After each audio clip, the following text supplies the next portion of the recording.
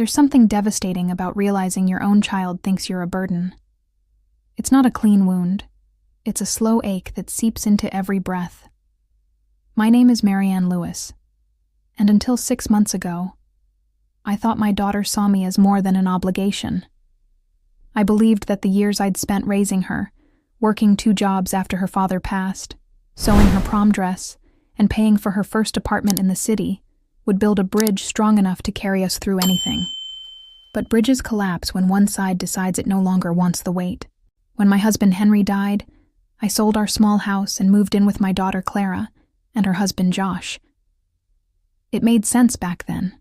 The city was expensive, and I couldn't manage the old place alone. Clara told me, "It'll be nice, Mom, having you around. You'll help with Ava's daycare runs, and we can all save some money." I believed her. For a while, it even felt true. I cooked dinners, folded laundry, paid for groceries when Clara's card bounced, and babysat my granddaughter so they could have date nights. I didn't mind. That's what mothers do. They fill the cracks. But as months turned into years, I noticed the tone of things changing. The way Clara would sigh when I asked a question, how Josh would mutter about boomer freeloaders under his breath when the bills arrived, or the way they started locking their bedroom door as if I might invade. Then one morning, it all changed. It was a Tuesday. Rain smudged the city windows, and I was frying eggs when Clara walked in, clutching a mug and not meeting my eyes. "Mom, we need to talk," she said. That phrase, "we need to talk," always sounds like a prelude to something dying. She sat across from me, her face drawn tight, like someone bracing for recoil. "Josh and I have been thinking. With the economy and all, things are tight. And you've been here a while. It's not that we don't appreciate your help, but you're kind of an extra mouth." I froze. An extra mouth? She winced, as if the words hurt her only after they'd left her lips. "It's not personal, Mom. It's just, we need to downsize. The landlord's raising rent again, and we're trying to plan for Ava's school. Maybe you could stay with Aunt Ruth for a while." Aunt Ruth lived 3 states away, in a retirement home she could barely afford. "Clara," I whispered, "I helped you buy this furniture. I paid the deposit. I paid for Ava's tuition when Josh got laid off. You're telling me I'm, too expensive now?" Her eyes shimmered, guilt flickering, but Josh's voice called from the hallway. "Is she taking it okay?" That "she" crushed me more than the eviction itself. She. Not Mom, just another pronoun. I packed quietly. My hands shook as I folded my sweaters, tucked in the framed photo of Henry, and took one last look at Ava's crayon drawings on the fridge. She ran up, hugged my leg, and said, "Are you going on vacation, Grandma?" I wanted to say yes.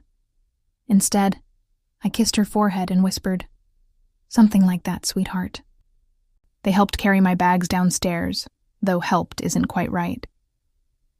Josh set them on the curb, checked his watch, and muttered something about traffic.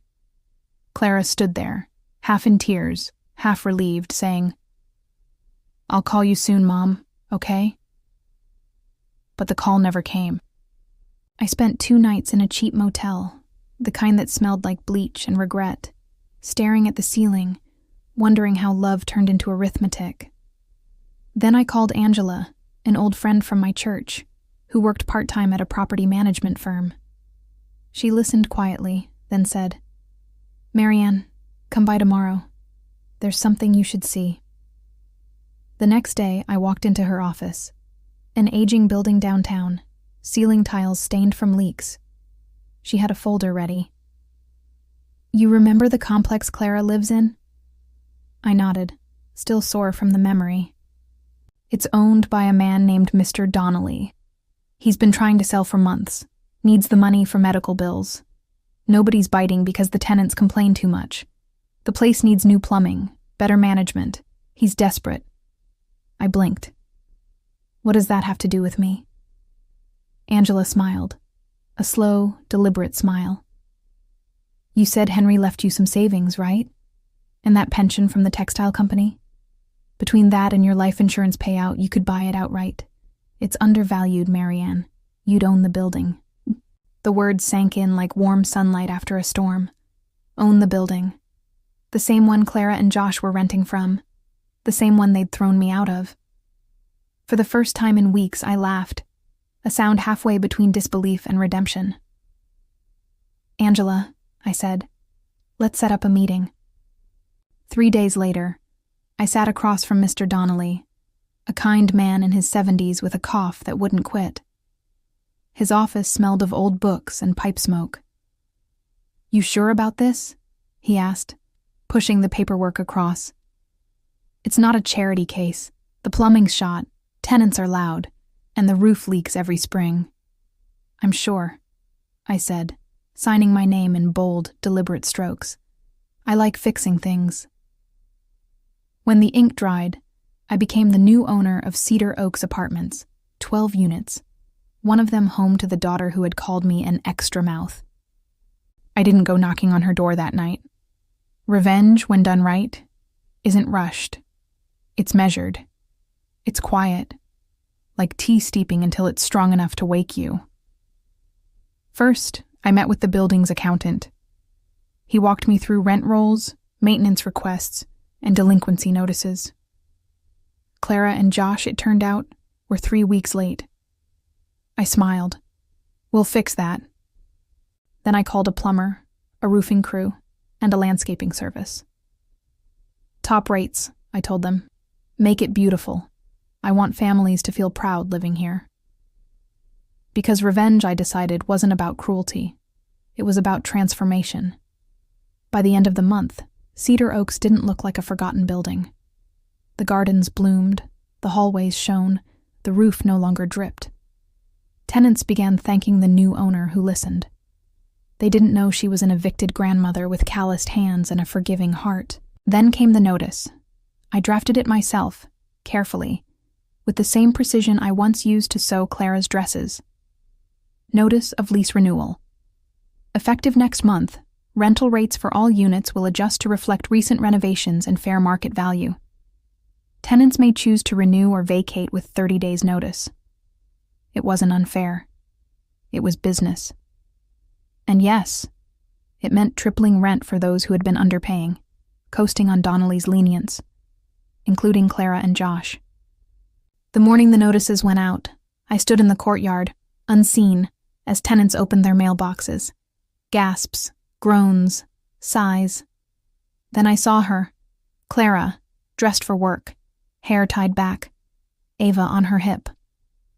She pulled out the envelope, scanned the letter, and her face drained. She turned to Josh. Tripled? That can't be right. He swore under his breath. We can't afford this. We'll have to move. I watched from behind a lilac bush, my heart both heavy and strangely light. I didn't want to ruin them. I wanted them to understand, to feel the weight of what they'd tossed aside. That evening my phone rang. For the first time in months, it was Clara. Mom? Her voice trembled. You won't believe this, but our landlord, he's tripling rent. We can't stay. It's like the world's punishing us. Is that so? I said softly. Maybe it's just the market. She sniffled. Do you know anywhere we could go? Just until we find something? For a moment, the bitterness rose, sharp and tempting. But I swallowed it. I might, I said. Let me see what I can do. That night, I sat at my desk, staring at their tenant file. They had choices. Pay the new rate or leave. I could offer mercy or lessen. Maybe both. The next morning, I left a sealed envelope at their door. Inside, a renewal offer at a modest increase. Fair, manageable, human, if they agreed to one condition. Dinner with me once a week for Ava's sake. That evening, a knock came at my door. Tentative, uncertain. I opened it to find Clara, eyes red, holding Ava's hand. "Mom," she whispered, "you bought the building?" "Yes," I said. "I fixed the leaks. And the gardens." She looked down, ashamed. "We didn't know. We didn't think—" "I know," I said gently. "Most people don't, until they're standing outside with boxes." Ava tugged my sleeve. "Grandma, can we have pancakes like before?" I smiled. "Of course, sweetheart." As Clara stepped inside, shoulders bent but heart beginning to open, I realized revenge had turned into something else entirely. Redemption. The path back to love isn't paved with apologies. It's built with choices, steady and small. And sometimes, those choices begin with a lease renewal and end with forgiveness. Still, I knew this was just the beginning. Because when you take back what was stolen, dignity, peace, respect, you also inherit a responsibility to never let it slip again. And so, as the city lights blinked outside, I lifted my cup of tea, breathed in the calm, and whispered to the ghost of Henry, "We're home again." But not all debts are paid so easily, and not all secrets stay buried. Because 2 weeks later, a letter arrived in my mailbox. No return address, just my name in neat, unfamiliar handwriting. Inside, a single sentence. "Your daughter's debt isn't just emotional, it's financial, and it's coming due." I felt the air shift. The past, it seemed, wasn't finished with us yet, and neither, I realized, was I. Then the porch light flickered, and somewhere in the distance, a door I thought was closed began to creak open. Now, the real story begins.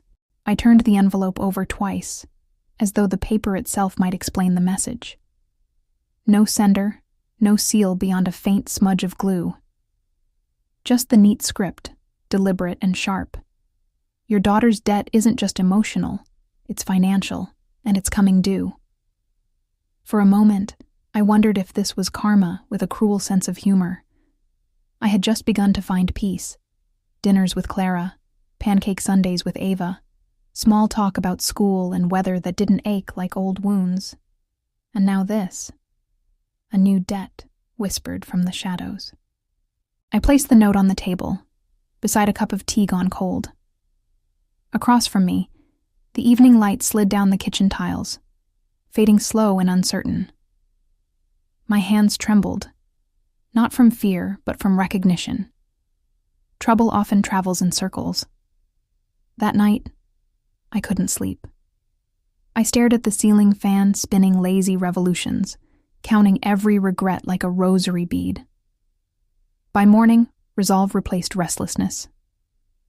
Whatever this was, I would face it head-on. After breakfast, I walked downstairs to the building office. The maintenance crew had finished repainting the lobby, cream walls, polished floors, a faint scent of pine. I flipped through tenant files, bills, receipts. Nothing unusual. No debts in my name. Nothing suspicious under Clara's lease either. Then my phone buzzed. A text from Angela. "Lunch? Need to talk. Urgent." We met at a small cafe near the courthouse, the kind where old men linger over chessboards and burnt coffee. Angela looked tired. Her smile stretched thin.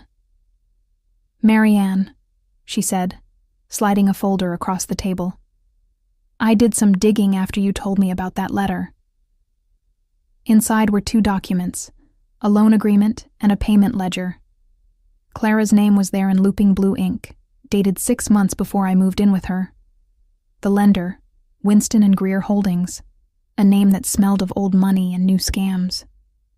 "She took a loan?" I whispered. "For what?" Angela leaned closer. "Private school tuition, unsecured variable interest. But look here." She pointed to the fine print. Clause 16. Collateral may extend to familial assets if joint funds were ever commingled. I froze. Familial assets. That means me. She nodded grimly. "If they can prove your savings helped her qualify or were used indirectly, they could come after you. It's predatory, Marianne. I've seen it before." The cafe hummed with conversation, but all I heard was the rush of blood in my ears. Clara, my daughter, the one I had just forgiven, had not only called me a burden, but might have signed my name into her debts. Angela reached for my hand. Before you confront her, gather proof. There's a man I trust, Paul Ramirez, financial investigator, works quietly. He'll trace the money, find out what Winston and Greer really want. That afternoon, Paul arrived at my office. A tall man with silver hair and eyes like cold steel softened by patience. "I've seen this before," he said, scanning the documents. "Shell lenders disguised as trusts. They buy delinquent accounts, then weaponize them. If they sent you a letter, it means they think you'll pay to protect your daughter." "Will I?" I asked quietly. He smiled, a flash of understanding. "That's your choice. But let's know the size of the monster before you decide whether to feed it." Over the next week, Paul traced the loan. Each layer peeled back, revealed another lie.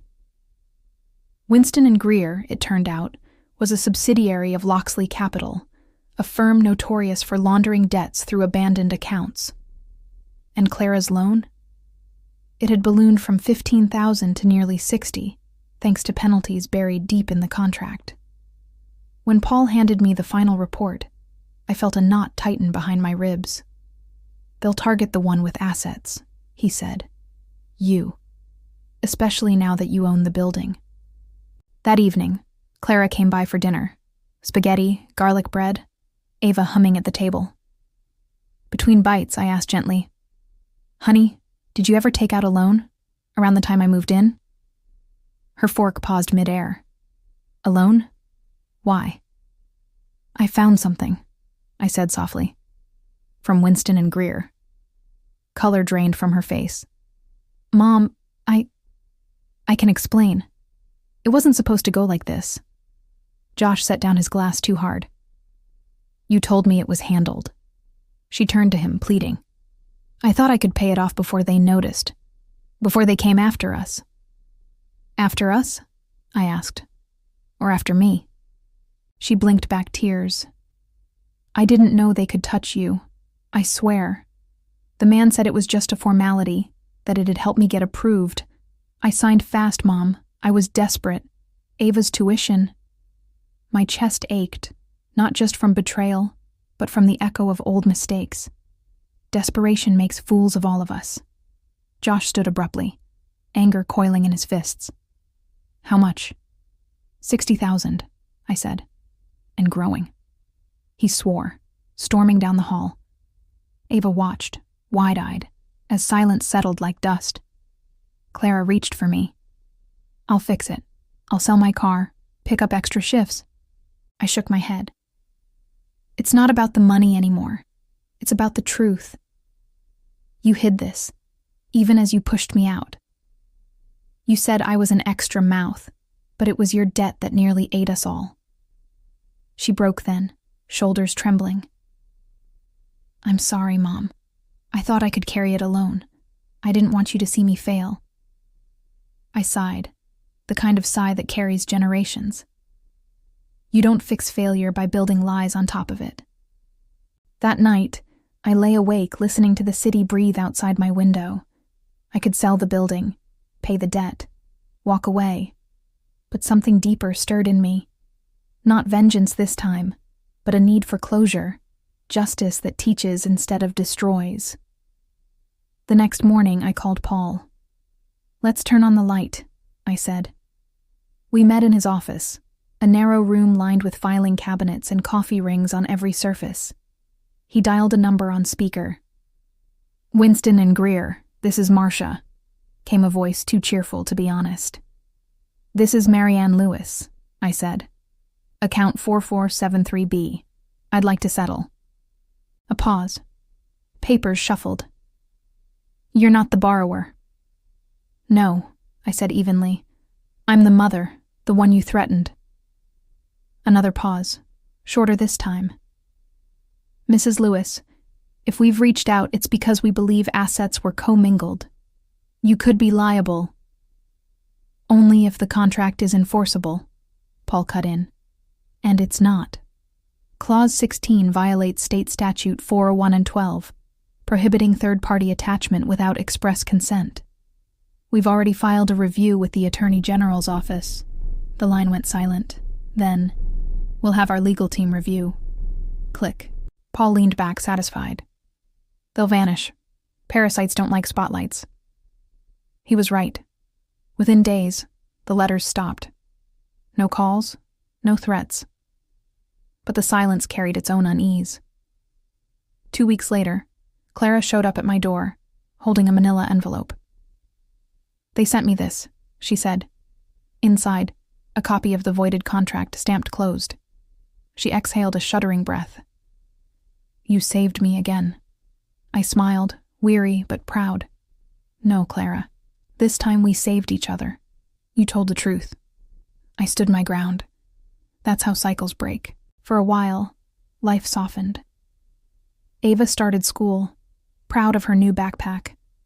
Clara picked up bookkeeping courses at night. Josh found steadier work, the kind that came home on time. I reopened my quilting circle, laughter threading through the seams. But peace, like glass, is fragile, and when it cracks, it cuts deep. It started one evening when Angela burst into my office, face pale. Marianne, you need to see this. She handed me a newspaper folded to the business section. Local developer acquires Cedar Oaks apartments for redevelopment, tenants to vacate by winter. My breath caught. That's my building. Angela nodded. Someone filed under your name.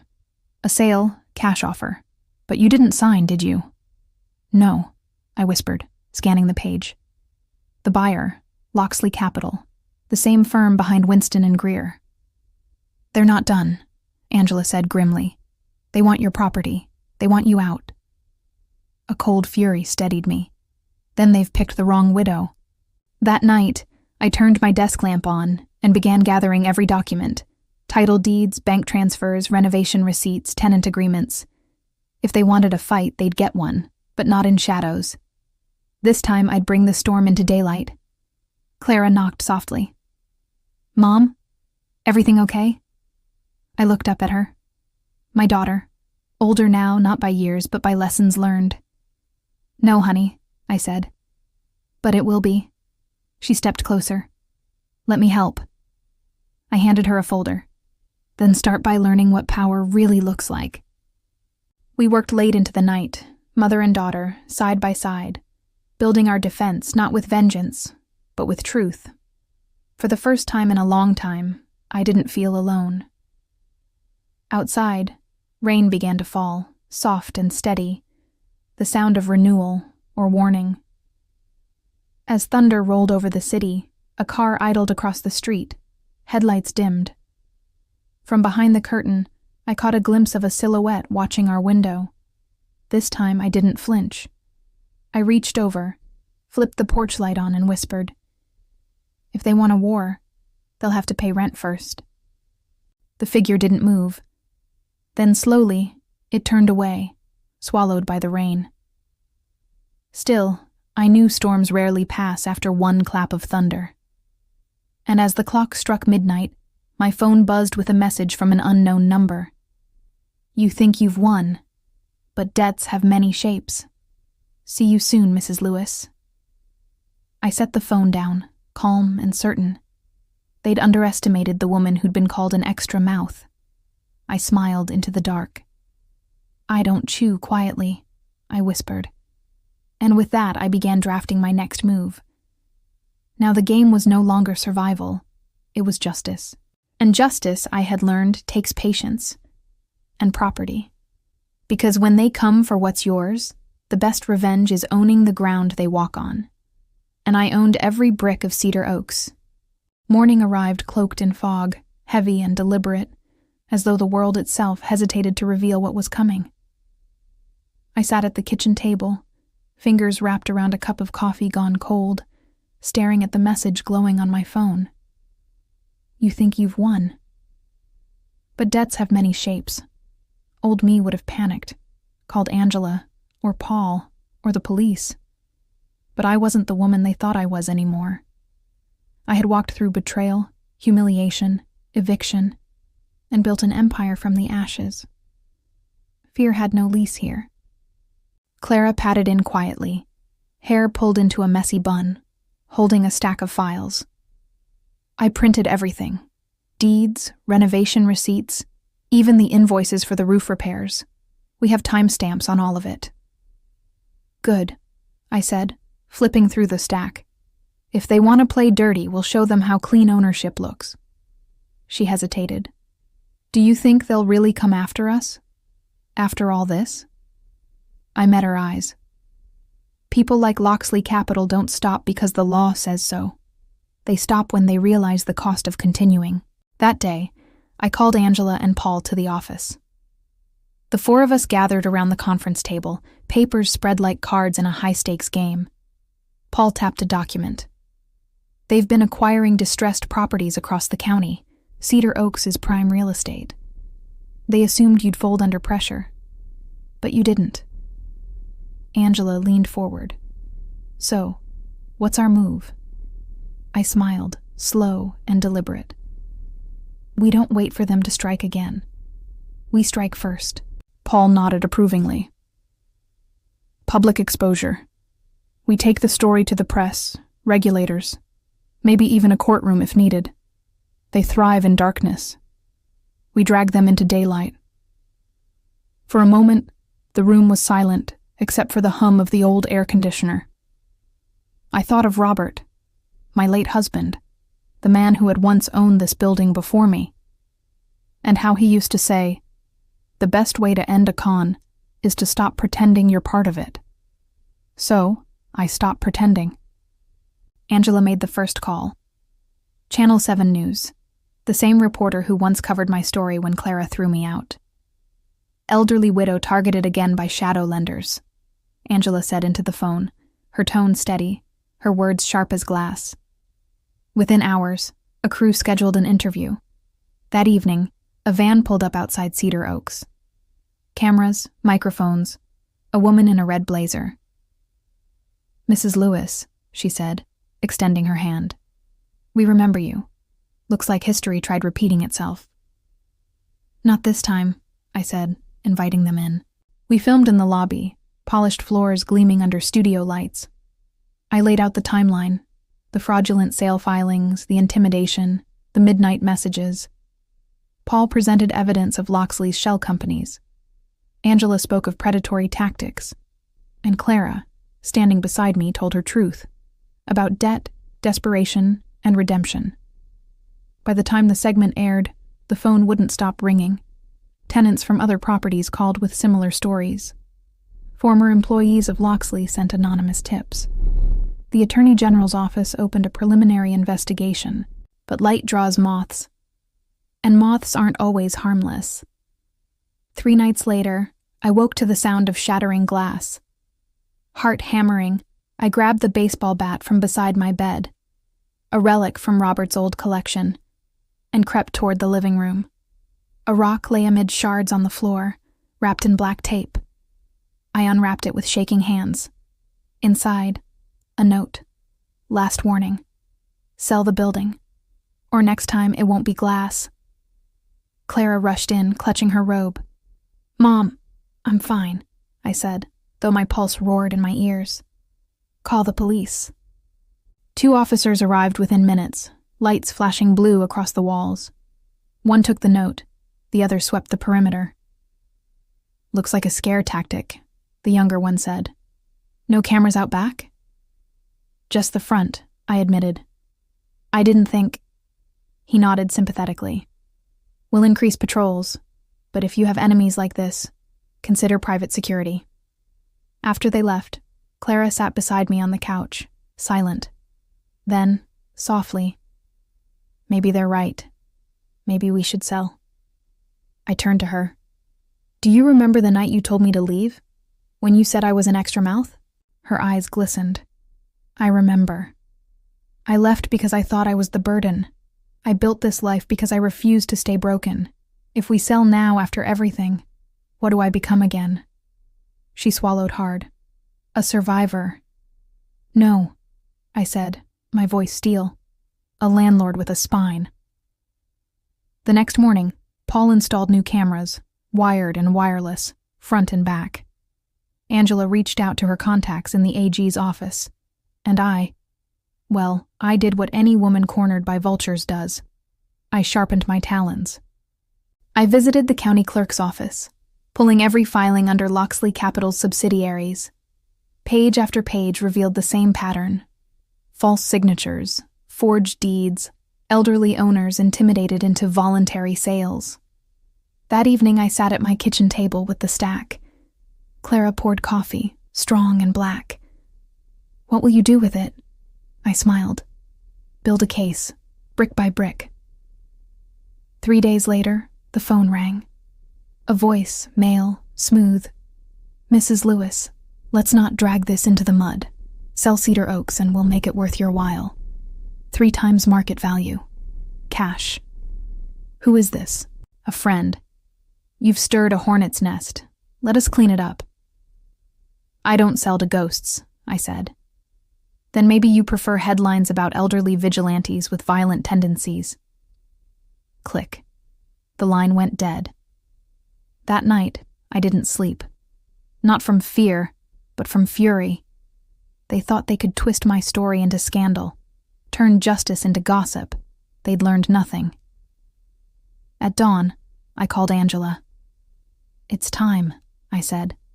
She knew what I meant. By noon, we filed a civil suit, Lewis v. Locksley Capital, alleging fraud, harassment, attempted coercion, and elder intimidation. The press picked it up within hours. Channel 7 aired follow-ups. Online forums flooded with support. But court battles are slow, and predators grow restless when cornered. A week later, as I locked up the office, I saw a movement near the alley. A man, dark coat, gloves, hat pulled low, lingered by the dumpster. When he noticed me watching, he tipped his head, almost polite, then melted into the shadows. I told Paul the next morning. "They're watching," he said grimly. "Means they're nervous." "Good," I replied. "Nervous men make mistakes." Over the next month, subpoenas flew. Bank accounts froze. Executives vanished from offices overnight. And through it all, I kept walking forward, head high, heels steady, eyes open. Clara stood by me in court, her hand trembling in mine. "I can't believe this is our life," she whispered. I squeezed gently. Neither can they. When the verdict finally came, it echoed like thunder. Guilty of fraudulent conveyance and elder coercion. Locksley Capital was ordered to forfeit all contested properties, pay triple damages, and issue public apology notices across every platform. The reporters swarmed us outside the courthouse. "Mrs. Lewis, any comment?" I smiled for the cameras. "Just one. Never underestimate the strength of the people you call weak." The footage went viral. Letters poured in, strangers thanking me, women sharing their stories, children vowing to do better by their parents. For the first time in years, I felt not just vindicated, but useful. Months passed. The building thrived. Tenants painted balconies, children played in the courtyard. I hosted a block party, complete with lemonade, pie, and laughter that didn't carry pain behind it. Angela stopped by, sunglasses perched on her head. "You've become quite the local legend," I laughed softly. "Legends are just survivors with good press." She grinned. "And what's next for you, Mrs. Lewis?" I glanced around. At Clara chatting with neighbors, at Ava chasing bubbles through the sunlight. "Maybe it's time I buy the block." She blinked. "You're serious?" I shrugged. "Why not? They called me an extra mouth. Maybe it's time I become the one who feeds others." That night, after everyone left, I walked the empty halls of Cedar Oaks. My footsteps echoed softly against the walls I had fought to keep. In the reflection of a lobby window, I saw her, the woman I used to be, weary, uncertain, afraid. I smiled at her. "We made it," I whispered. She didn't answer, but her eyes said everything. Back in my apartment, I poured a glass of wine and sat by the window. Across the street, the city lights shimmered like promises kept. My phone buzzed, a message from an unknown number. Consider this the final payment. You've earned it. Attached was a wire confirmation, $180,000, the exact amount Locksley had inflated Clara's debt by. I stared at it for a long moment, then deleted it. Some debts aren't worth collecting. Instead, I opened my journal and began to write. Not ledgers, not legal notes, but memories. Of loss, forgiveness, revenge, and redemption. Of a daughter who learned to listen. Of a mother who learned to roar. Outside, the moon rose full and bright, casting silver across the courtyard. Clara knocked softly. Mom? Couldn't sleep? Just thinking. She sat beside me, head on my shoulder. Thank you for not giving up on me. I kissed her hair. Thank you for giving me a reason not to. Silence stretched easy between us, the kind born not of distance but of peace. And in that quiet, I realized something. Revenge had built my walls. Love had made them a home. The woman who once begged for shelter now owned the roof, the bricks, the future. And as the clock ticked softly, I smiled, whispering to the night. Never let them tell you you're just an extra mouth. You might be the one who teaches them how to eat.